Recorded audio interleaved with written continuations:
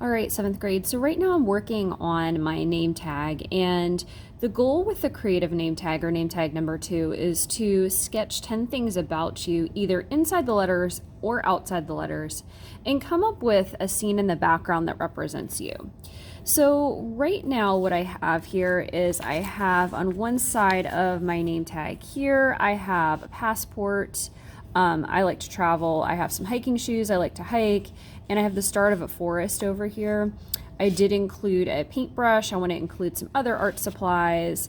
And I think I'm going to turn this into like a path that maybe goes into the wilderness, not sure. The start of a plane and some plants right here. Okay, so right now I think I have maybe about 1, 2, 3, 4, 5 objects total. Want to get about 5 more on there, something that's small. I might do something inside the letters. I'm not going to bore you with that right now though. Okay, but here's what I am going to do. I am going to, once I have this sketched out and once I have my background sketched out, I'm going to take the ultra fine point Sharpie here and start to go over some of my illustration.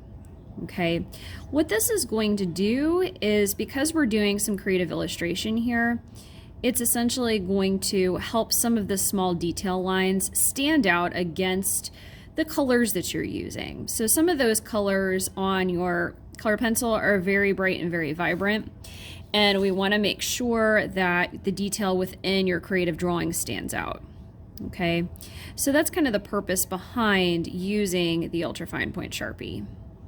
All right, so you can already see how that is much more visible versus just the illustration here.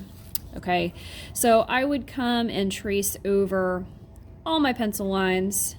Okay, from there I would erase any extra lines I don't need,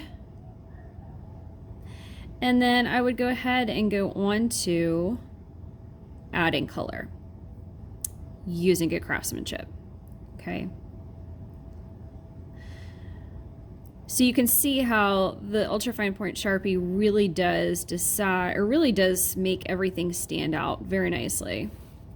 Okay, that is my passport. And yeah, okay. So at this point it is ready. Pretend I traced all that.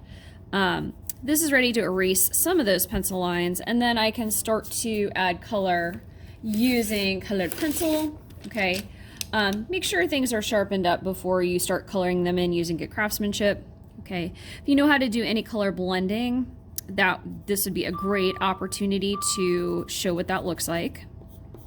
Okay, so this is the start of my paintbrush. Remember, I'm keeping it inside the lines, keeping it in the direction of the shape. No white splotches or blotches. I think I'm actually going to change colors here. There we go. I'm going to add some color shading on the outside of this. You do not have to do that. That is just a me thing.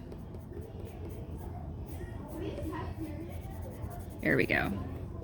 Starting to add just some dark areas, some shadows down here. There we go. I think I'm going to make this color here.